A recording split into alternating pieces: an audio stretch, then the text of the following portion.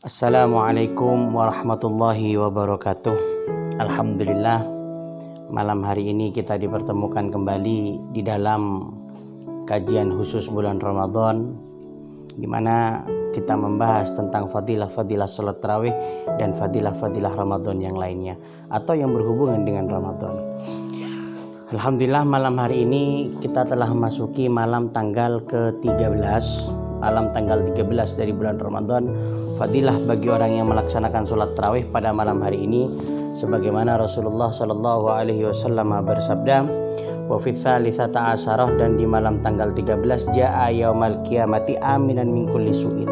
Orang yang melaksanakan sholat tarawih pada malam hari ini, maka dia kelak ketika datang hari kiamat, dia dalam keadaan diberikan aman oleh Allah dari segala macam keburukan-keburukan yang ada di hari kiamat. Adapun sholat tarawih besok malam tanggal 14, besok malam tanggal ke-14, sebagaimana Rasulullah Shallallahu Alaihi Wasallam bersabda, yashhaduhul malaikatu annahu qad sholat tarawih. Orang yang melaksanakan sholat tarawih besok malam ini, dia disaksikan oleh para malaikat, sesungguhnya orang ini telah melaksanakan sholat tarawih di malam tanggal 14, dan kelak di hari kiamat dia tidak akan dihisap amal-amalnya oleh Allah Subhanahu wa Ta'ala. Mudah-mudahan segala amal ibadah kita dari tarawih, puasa dan yang lain sebagainya dijadikan ibadah yang diterima oleh Allah Subhanahu wa Ta'ala. Amin amin ya rabbal alamin. Ikhwananal muslimin rahimakumullah. Beberapa saat yang lalu, bahkan hingga saat ini masih terdengar, bahkan banyak yang membicarakan akan adanya salah satu tanda kiamat yang akan terjadi nanti di pertengahan bulan Ramadan. Di Jumat yang akan datang ini akan terjadi dentuman, akan terjadi hantaman meteor dan yang lain sebagainya. Benarkah hal tersebut? Perlu kita ketahui, hadirin, para sahabat-sahabatku sekalian, teman-temanku sekalian, antum-antum semuanya, perlu diketahui bahwasanya tanda-tanda kiamat itu terbagi menjadi 3. Disebutkan di dalam kitab Al-Isratus Sa'ah, Al-Isa'ah Liistiratis Sa'ah. Di dalam kitab ini disebutkan bahwasanya tanda-tanda kiamat terbagi menjadi 3. Yang pertama, alamatul ba'idah, tanda yang jauh, maksudnya yang kecil. Yang kedua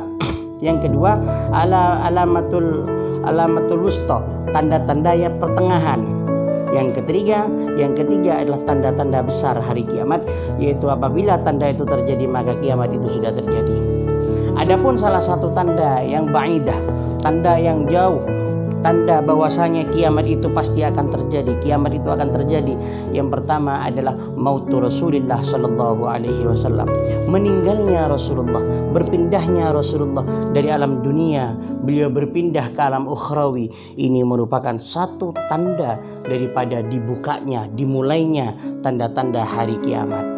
Sebagaimana Rasulullah menyebutkan bahwasanya meninggalnya beliau a'dhamul masaib, paling besarnya musibah adalah meninggalnya baginda agung Muhammad sallallahu alaihi wasallam. Adapun tanda-tanda yang di antara tanda-tanda yang kecil, tanda-tanda yang ba'idah adalah jatuhnya meteor-meteor ke bumi. Sebagaimana ini sudah diriwayatkan di dalam beberapa kitab bahwasanya jatuhnya meteor ke bumi itu sudah terjadi beberapa kali di alam dunia ini, dan itu merupakan tanda ba'idah, bukan tanda yang mendekati kiamat, akan tetapi ini adalah tanda-tanda kiamat yang kecil. Sedangkan tanda-tanda kiamat yang besar diantaranya adalah khurujul mahdi, keluarnya al-imam mahdi al-muntadhar yang bernama Abdullah, yang bernama Muhammad bin Abdullah, yang namanya sama dengan Rasulullah, nama ayahnya sama dengan nama Rasulullah. Ini salah satu tanda kiamat yang terbesar. Ikhwanal muslimin rahimakumullah, kita tidak perlu untuk menunggu-nunggu datangnya kiamat, karena kiamat itu pasti terjadi.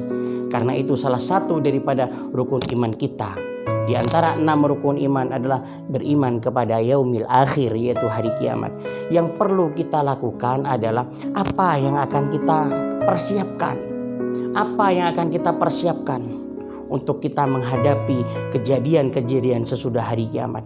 Sudahkah amal kita mampu untuk kita menghadap kepada Allah Subhanahu wa Ta'ala? Sudahkah kita bertaubat sehingga kita tidak mempermalukan baginda Rasul Sallallahu Alaihi Wasallam nanti ketika berada di hadapan para umat-umat yang lainnya.